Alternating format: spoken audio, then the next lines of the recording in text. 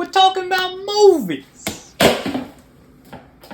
Alright, so Ant-Man and the Wasp: Quantumania is the 31st MCU movie. It's directed by Peyton Reed, starring Paul Rudd back as Ant-Man, Evangeline Lilly back as the Wasp, and introduces Jonathan Majors as Kang. So this is a non-spoiler review. Right off the bat, I want to point out that this movie has a 48% on Rotten Tomatoes, which I think is the second lowest MCU movie, only ahead of Eternals, which is a 47%, and I do not think it's that bad. I don't think it is necessarily a good Marvel movie, one of the top tier ones, but it is not as bad as people are making it out to be. It's not bottom of the barrel, but it's also not one of the elite movies.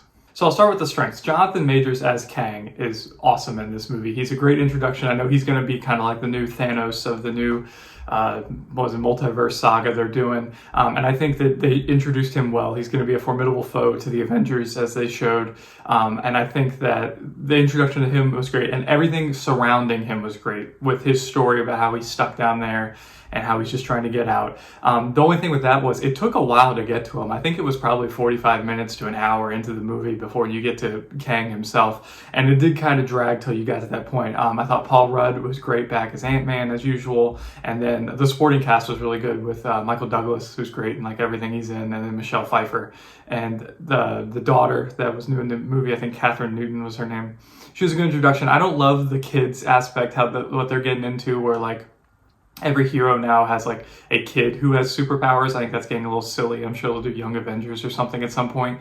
But I mean, they were all really good in the movie. And like I said, Kang was the standout. And I think he's going to be really good down the road to come. My biggest gripe with the movie is it's a little bit of a CGI fest. Now, I don't think the whole aspect of going down into the quantum realm and then being stuck there is bad in itself. But I think if the movie was set in the real world, or like on another planet or something where you're sort of like Kang is stuck there, it might have been a little more believable. Because just going down there and like everything is just so like everything is CGI, all these creatures, all these people.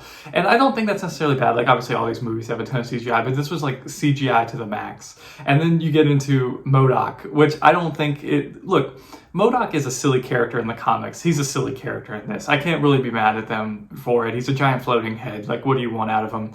But that aspect was a little silly. And the CGI on that is a little off-putting just because it's this big head. But I mean, I think that like for what the concept of the movie was, I was on board with the story of basically it revolving around Kang. But part of me thinks if they would have had it set not 100% in the quantum realm, that it would have been a little more believable. The first two Ant-Man movies were also very like small personal stories that were character driven, that I think this one just takes it to a grander scale that I don't know, like I kind of liked in the first two that they were smaller stories.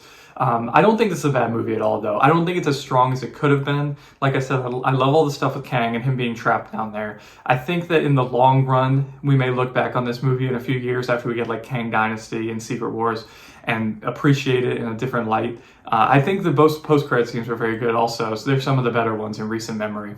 So would I recommend Ant-Man and the Wasp: Quantumania, which is kind of a silly title, by the way. I would say if you're a Marvel fan, yes, there's going to be stuff in it that you like. You're going to get aspects to the bigger overarching story. So if you are a dedicated Marvel fan, you're into all this stuff, I would say yes. But what if you're not a big Marvel fan? I'll say that my sweet wife, she likes Marvel movies, but she's not like huge into them. She'll go see them with me because she loves me.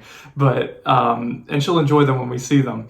She did like this movie. Now, I think if I took my mother to see this, she would say, Carson, that was so stupid. I had a guy at work who I was like, hey, you going to see Ant-Man this weekend? He's like 6 years old. He goes, no, why would I see that? You know, what's there to expect? He gets big, he gets small. And that does happen in this movie. I would say this movie is not for him. If you're not into this kind of stuff and you just think he's going to get big, he's going to get small, maybe skip out on this one and wait for one that is a little better. Like the first Ant-Man movie, I would recommend to anyone. I think that is a really good movie. It's a heist movie. I think that anyone can sit down and watch that one. I think this one you have to be a little bit more into the Marvel stuff to appreciate it, I'll say.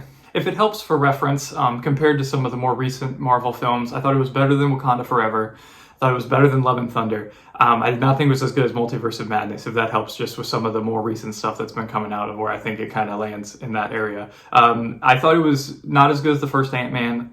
It was probably better than the second Ant-Man, but I don't have very high praise for the second Ant-Man. I think it's a fine movie. I just think it's kind of more in like a middle of the road, like meh movie. But like this one was a little more grand and epic and fun than the second one. The second one has its qualities. I think a lot of people crap on it unnecessarily, but this one I would probably say goes in the middle of the Ant-Man trilogy. I do think Marvel movies are going to bounce back soon. They had a different CEO for a little bit that was kind of pushing quantity over quality, and that's why we're getting so many of these just like garbage Disney Plus shows, and everything was just so rushed. They've gone back to the former CEO, who is very quality over quantity. So I think they're going to start slowing down, really working on what they're putting out. I think this is kind of a holdover from the last one, and while I still like the movie, I think that there's a standard that they used to hit from like 2014 to like 2019 that they haven't hit in a little bit. I think we will get back to that. I think it'll start showing maybe near the end of this year, maybe the beginning of next year. But I think Marvel is going to bounce back from the down phase 4. And I think we're going to start to really enjoy these movies again like we used to back, like I said, 2014 through 2019. So that's my review of Ant-Man and the Wasp: Quantumania. Did you get a chance to check it out this weekend? If you did, let me know in the comment section below what you thought of it. Thanks again for watching the video, guys. I would hope you would like and subscribe to the channel to help us grow, and I'll see you back next time with another review.